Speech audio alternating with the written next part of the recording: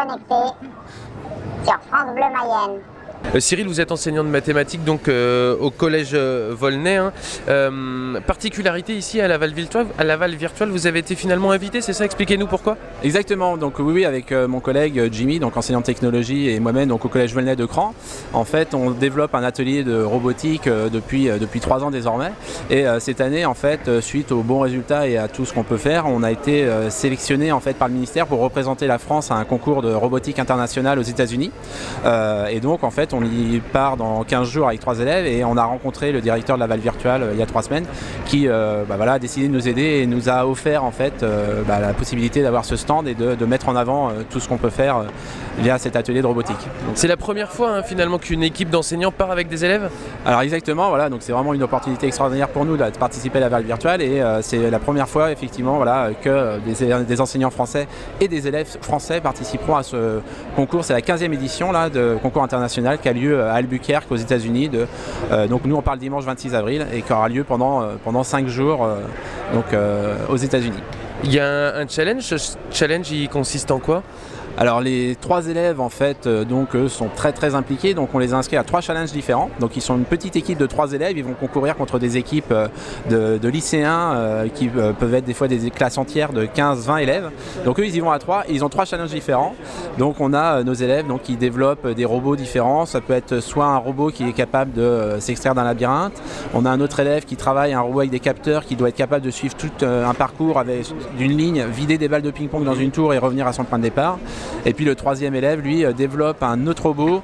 Donc là, il est en train de chercher des solutions à base de capteurs à infrarouge. Un robot qui doit détecter des bougies sur une grande zone et les éteindre sans y toucher. D'accord.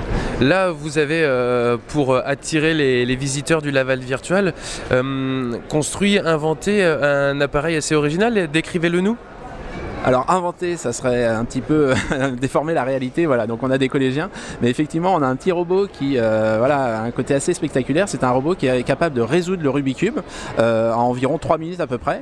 Et donc ça montre vraiment les possibilités que l'on peut avoir avec le matériel qu'on utilise au collège. Donc c'est du matériel Lego qui a bien développé son matériel. On développe aussi d'autres types de matériel scolaire sur des bases Arduino, pour des côtés aussi financiers.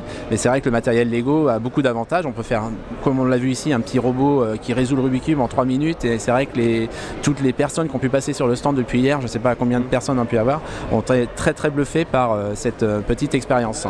On est vraiment pressé d'y aller. Donc quand on y sera, on sera super content, on partira et puis voilà quoi. C'est entre guillemets une passion que tu t'es découvert pour la robotique là, cette année. Qu'est-ce qui te plaît dans ça?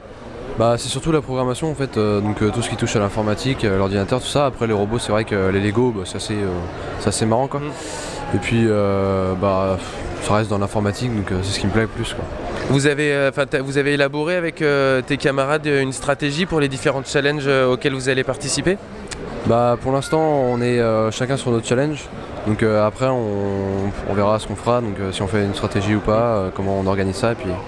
Mais pour l'instant, on est vraiment chacun sur notre challenge à préparer ce qu'on doit faire et puis à programmer quoi. Est-ce que c'est quelque chose que tu aimerais continuer la robotique dans tes études un peu plus tard? Ouais, moi j'aimerais bien faire l'option SI à Château-Gontier et après continuer sur un bac justement à SSI, donc sciences de l'ingénieur et puis après école d'ingénieur, tout ça, tout ce qui suit quoi. Donc ouais, j'aimerais bien continuer. C'est la première fois que tu vas aux États-Unis? Ouais, oui, c'est la première fois. C'est où exactement? C'est juste au-dessus du Mexique, donc c'est l'état du Nouveau-Mexique. Et c'est au sud-ouest. D'accord, donc même en dehors de l'aspect scolaire et puis intéressant de la robotique, il va y avoir aussi le côté voyage et découverte. Ouais, parce qu'on va aller atterrir à Los Angeles. Ensuite on va passer à Las Vegas, donc en passant par Beverly Hills et Hollywood. Donc on va aussi passer par le Grand Canyon, donc ça fait pas mal de découvertes. Donc c'est cool. Bonne chance. Merci.